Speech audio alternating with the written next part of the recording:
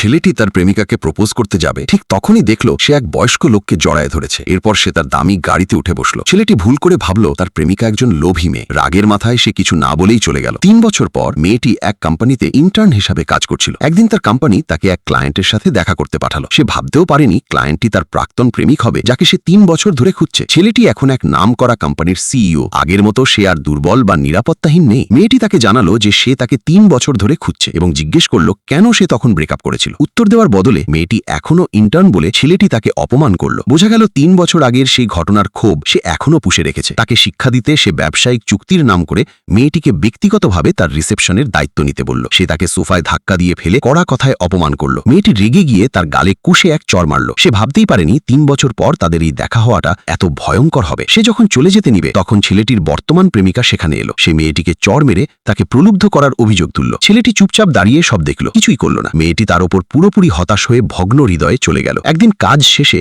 মেয়েটির সাথে হঠাৎ ছেলেটির সেরা বন্ধুর দেখা হয়ে গেল। তার বন্ধু জানালো টাকার লোভে এক ধনীর গাড়িতে ওঠার কারণেই ছেলেটি তার সাথে ব্রেকআপ করেছিল। মেয়েটি একটু ভেবে বুঝতে পারল সেদিন সে কেবল তার বাবার গাড়িতেই উঠেছিল। সে সাথে সাথেই বুঝল যে ছেলেটি তার বাবার সাথে সম্পর্কটা ভুল বুঝেছে। সত্যিটা জানার পর মেয়েটি সব ভুল বোঝাবুঝি মেটাতে ছুটে গেল ছেলেটির কোম্পানিতে। কিন্তু ছেলেটি ভাবল সে মিথ্যে বলছে। তাকে কষ্ট দিতে সে এও বলল যে সে শুধু তার বর্তমান প্রেমিকাকেই ভালোবাসে এবং ভবিষ্যতে তাকেই বিয়ে করবে। মেয়েটি অবশেষে বুঝল 3 বছরে সে পুরোপুরি বদলে গেছে। সে চরম হতাশা নিয়ে ফিরে এলো। এই ঘটনার পর ছেলেটি নিজের দুঃখ ভোলাতে একাই বাড়ে গেল। তখন তার বন্ধু এসে জানালো পরিবার স্বার্থের খাতিরে এক ধনীর মেয়ের সাথে তার বিয়ের কথা পাকা করেছে এবং পরের দিন তাকে দেখা করতে বলেছে। ছেলেটি রাজি হয়ে গেল। পরের দিন ছেলেটি রেস্তোরাঁয় পৌঁছালো। সেই ধনী লোকটির চেহারা দেখে সে চমকে উঠল। এই সেই ধনী লোক যার গাড়িতে মেয়েটি 3 বছর আগে উঠেছিল। রেগে গিয়ে ছেলেটি তখনই লোকটির চরিত্র নিয়ে তাকে অপমান করল। লোকটি তাকে মুখ সামলে কথা বলতে বলল, কিন্তু সে শুনল না। ঠিক তখনই মেয়েটি সেখানে ঢুকলো। ধনী লোকটি তার পরিচয় করিয়ে দিল, এই আমার মেয়ে। ছেলেটি অবশেষে বুঝল সে সত্যিই তাকে ভুল বুঝেছিল। বাবা রেগে যাবে ভেবে